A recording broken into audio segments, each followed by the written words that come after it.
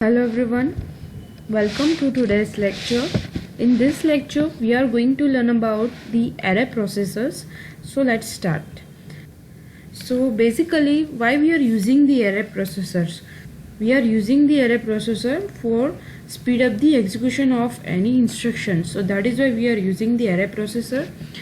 Same as vector processing, in the array processor we can handle the complex instructions, because if we are using the simple computer to perform that complex instruction, so what happened that it takes a weeks or the few days to complete this task.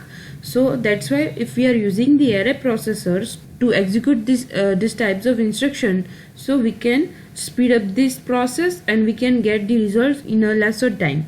So that is why we are using the array processor. And the array processor is mainly divided, or we can say that there are two types of array processors. The one is the attached array processor and the second one is the SIMD array processor. So let's understand the first type, which is a attached array processor. So this figure shows the attached array processor. So in the attached array processor, there is one general purpose computer and the main memory, that is simple as in our simple computer. Yes, but with that we are attaching one array processor to the general purpose computer with the help of input output interface. Okay, so this combination, this structure makes the processor called the attached array processor. Okay, same if we are connecting our pen drives, we are attaching our pen drives to our computer, or we are attaching our printer to our computer. Yes, so here we are attaching one device with our computer, same as we are attaching one processor with our computers. So that is the concept here. And this is a main memory which are used to stores the instructions. Okay, and the general purpose computer which performs the execution of the instructions. But if we want to handle the complex instructions, so for that here we are attaching one attached array processor. And how it is works, so as you can see that in this figure there is one interface, input output interface. But so why we are not directly attaching this array processor with the general purpose computer? So the reason is generally the general purpose computer is very slow and the attached array processor is very fast.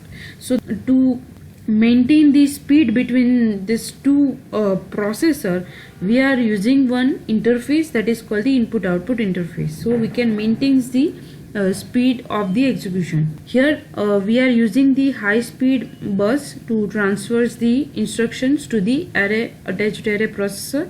So from this main memory, if the instruction is a simple, so we are directly sending this instruction to the general purpose computer and it will execute it.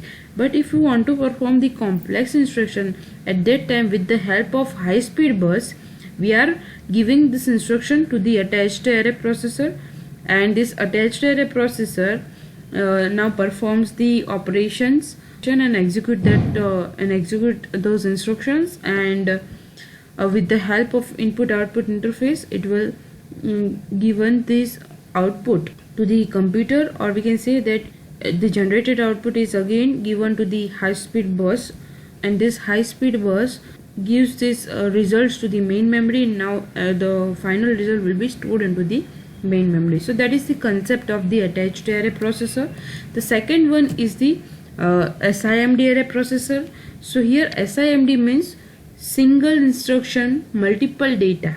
So here only one instruction is used, so we can say that there is only a one main memory, and multiple data means we are using the multiple processors to perform this instructions.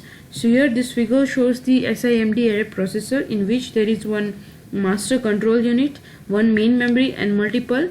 Here PE1, PE2 up to PEN are the processors, and M1, M2 up to M1 is the local memories attached with that processors. Okay, so now we know that the instructions are stored into the main memory. What is the role of master control unit? So master control unit decodes the instruction, as well as it also take care of all the executed instructions. Okay, so now the from main memory our instruction is given to the master control unit. Master control unit decode that instruction and send it to the local memories of that particular processor. Now instructions are onto the local memory of each processor.